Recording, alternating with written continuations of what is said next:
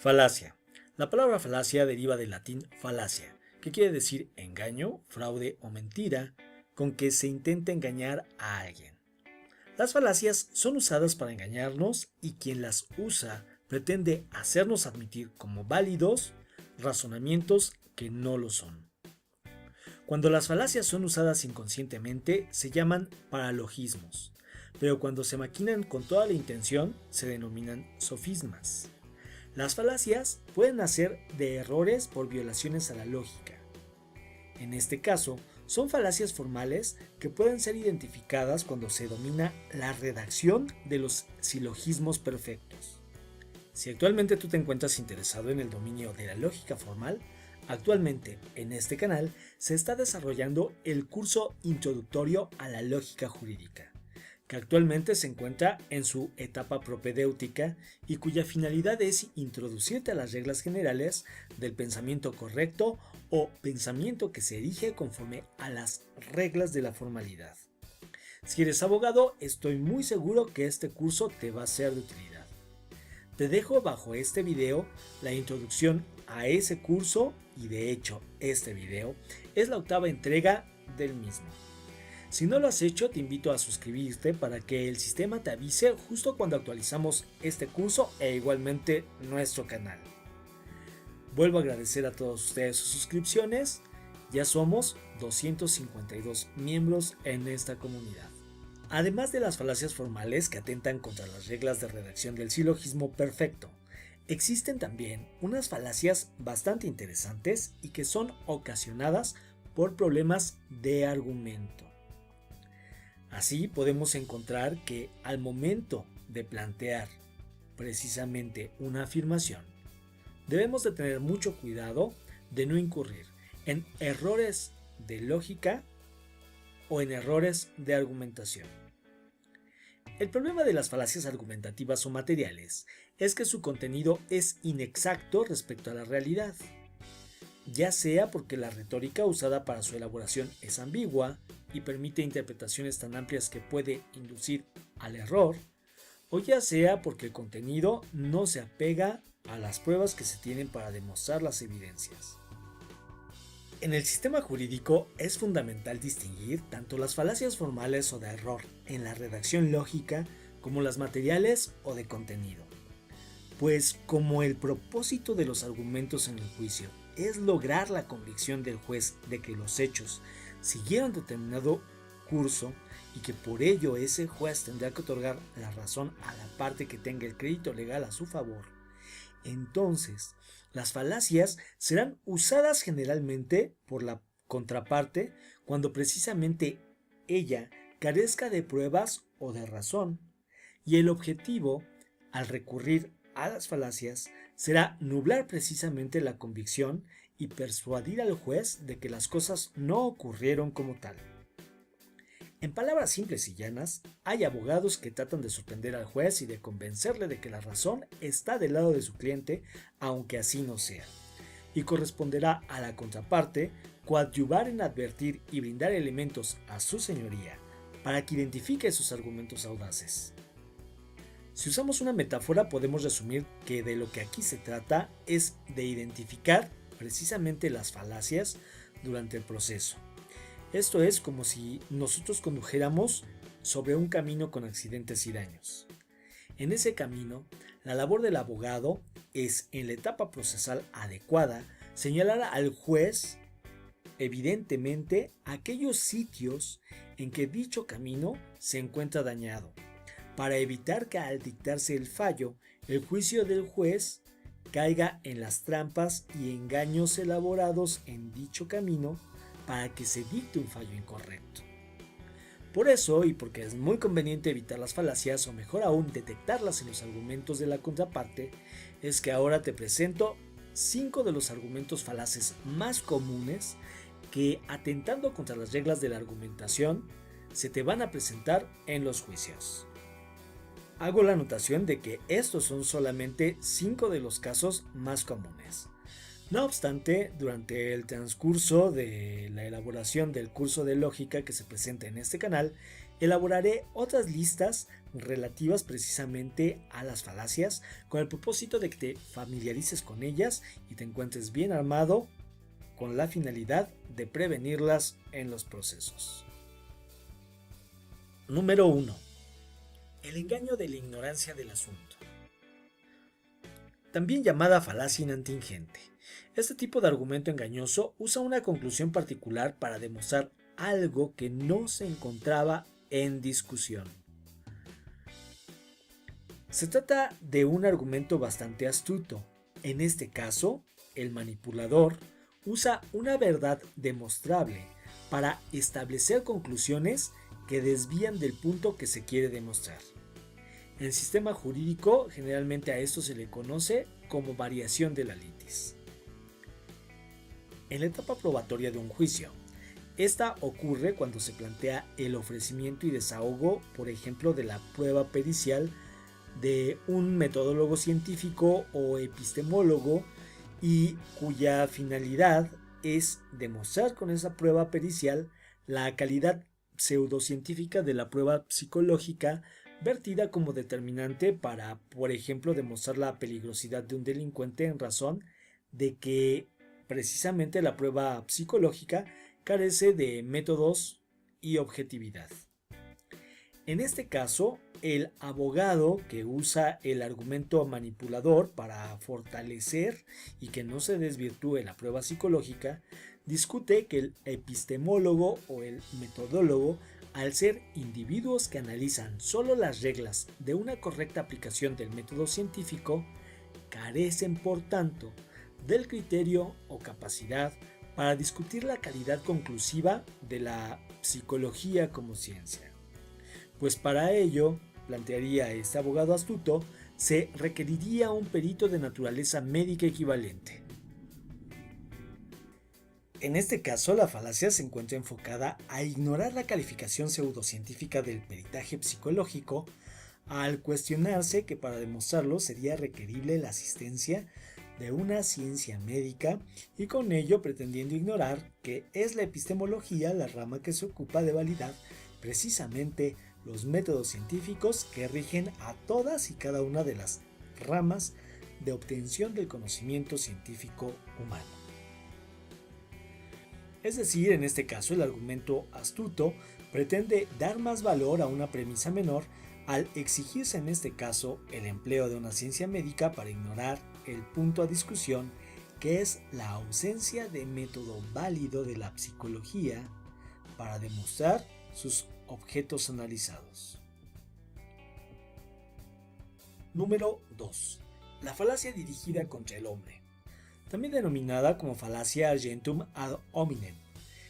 Es la falacia que se comete cuando, en vez de refutar la verdad de lo que se afirma, se ataca al hombre que hace la afirmación.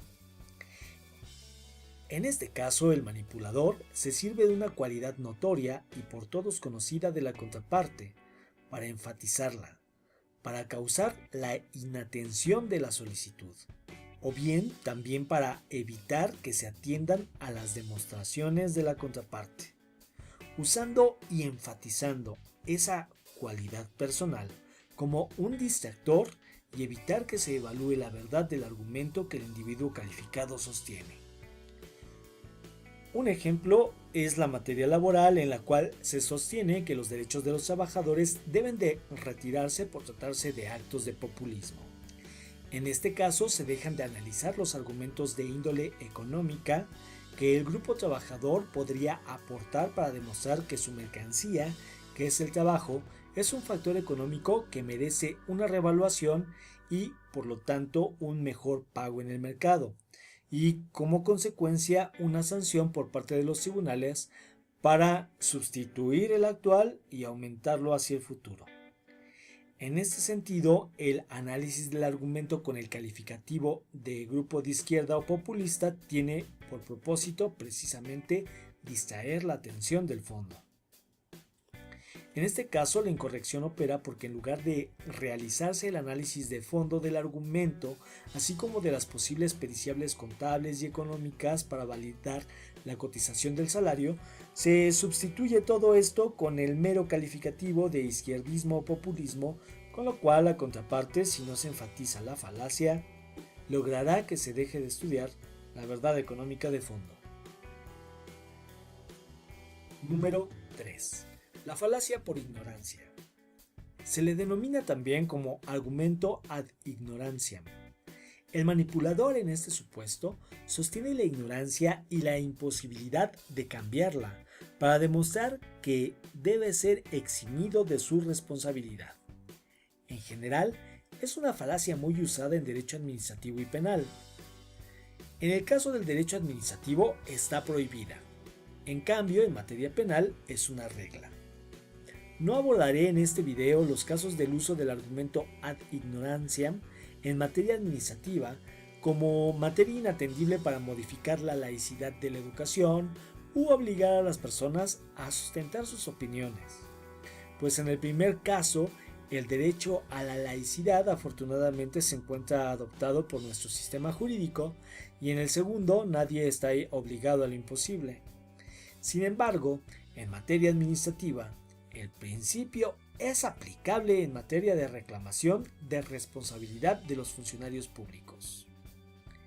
El ejemplo ocurre cuando por las vías administrativas, tanto procedimentales como posteriores procesales, una población demanda la indemnización que corresponde por los daños sufridos al patrimonio de las personas que integran esa población porque el funcionario municipal responsable de prevenir un posible accidente no hizo lo necesario para evitarlo, tal como lo estipule la ley municipal de la materia, y así, si este funcionario hubiera actuado a tiempo, se hubiera logrado evitar la actualización de un fenómeno dañoso. Como contraargumento, el abogado astuto que pretenda manipular el fallo argumentará a su favor el principio jurídico de que nadie está obligado a lo imposible, ya que es imposible prever la actualización de un daño, pues esto, la prevención, el determinar la posible ocurrencia efectiva de un daño, es sólo una facultad divina.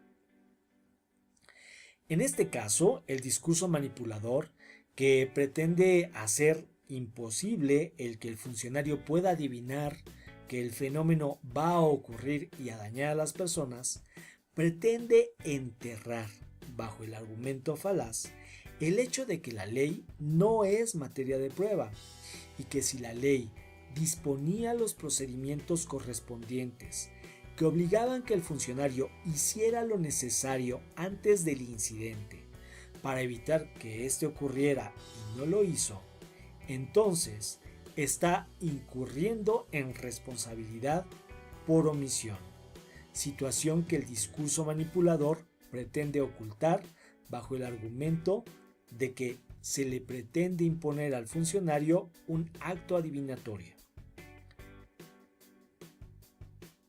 Por lo tanto, corresponderá al abogado hacer notar precisamente el que la ley imponía previamente como obligación al funcionario el realizar los actos preventivos, y al no haberlo hecho, se deriven en su contra todas las responsabilidades en materia penal, económica y administrativa, de tal manera que este funcionario tenga que responder necesaria e indispensablemente por cada una de sus omisiones.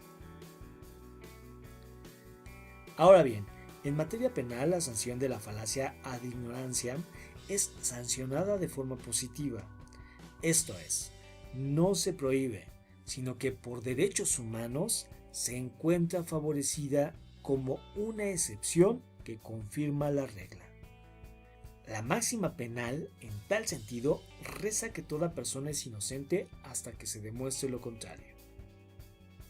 En cuyo caso, todo sujeto a un proceso penal tiene a su favor esta presunción que, en caso de pretender ser desvirtuada, obliga a quien afirme lo contrario a demostrar la no inocencia del individuo a quien se le atribuye un acto delictivo. Número 4. La falacia por piedad.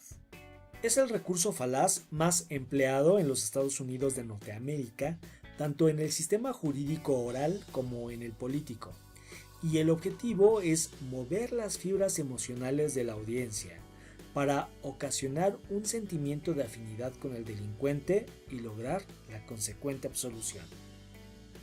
Una de las frases más populares empleadas en la falacia por piedad se puede citar y es aquella que reza que quien esté libre de pecado, que arroje la primera piedra.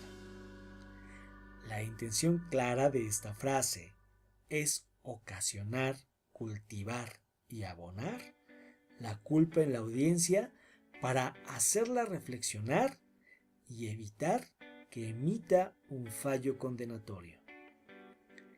El caso práctico es cuando políticos mexicanos aplican la táctica usada por Bill Clinton cuando se desató su escándalo sexual en la Casa Blanca. El escándalo terminó con un vehemente discurso del presidente de los Estados Unidos de Norteamérica, que concluyó con la empatía culpable del pueblo norteamericano, que olvidó el asunto al solicitar, dicho presidente, al final de ese discurso, el perdón por sus actos delincuenciales.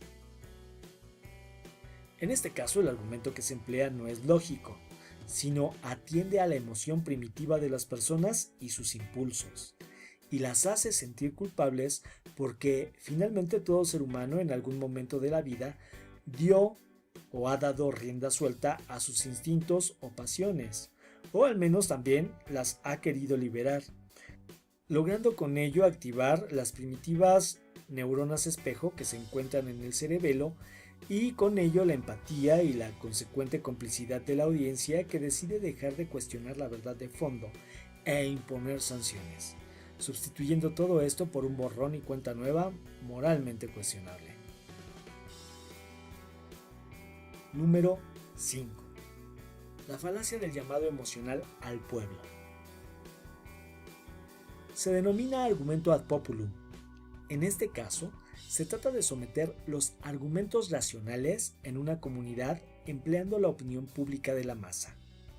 Funciona orquestando los argumentos necesarios para despertar las pasiones de las mayorías, mediante la propaganda o la demagogia. El objetivo es hacer sentir a la mayoría de la población lo suficientemente identificada con el argumento como para permanecer cómoda ante las injusticias y provocar ante ello la inercia sobre las mismas, de tal manera que queden sin castigo aquellos actos que hayan transgredido la violación de normas. Este es el caso de toda la publicidad que generalmente usa el argumento con el propósito de empatizar con la mayoría de la población, de que la nacionalidad de ciertas personas tiene tales cualidades que impulsan a esa población a tomar tal o cual bebida, o ver como audiencia y sin practicar tal o cual deporte, o a usar sin cuestionar tal o determinada ropa. En cada uno de los casos se auspicia finalmente el vicio, ya sea de la ingesta de X o Y producto, o el que la masa evite el cultivo de una disciplina deportiva, sustituyéndola por la reunión social de los fines de semana, y en última instancia el consumismo. En materia jurídica se presenta claramente en el siguiente video. Me han criticado mucho, mis amigos los del otro lado, mis amigos los de enfrente, me han criticado mucho, que a mí me gusta mucho el dinero. ¿A quién no le gusta? ¿A quién no le gusta? A mí me gusta el dinero, como a ustedes y como a ellos y como a todos, pero me gusta mucho trabajar. Que le robé a la presidencia, sí le robé. Poquito, porque está bien pobre, poquito, le di una rasuradita. Como puede verse sin palabras, solo argumentaré que detrás de la frase aparentemente inocente se está cultivando y abonando la inercia de la población a exigir justicia en contra de la comisión de este tipo de actos delincuenciales expresamente confesados. Muy seguramente, derivado de cada uno de los anteriores 5 casos de falacias, habrás identificado tú algún supuesto que habrás tenido que enfrentar en la práctica jurídica. Si es así, me gustaría conocerlo justo debajo en los comentarios de este video. Mi nombre es José Antonio Pipilhuasco. Por favor, suscríbete a nuestro canal, es muy importante para mí con el propósito de que pueda continuar con este trabajo. Te deseo un excelente día. Hasta luego.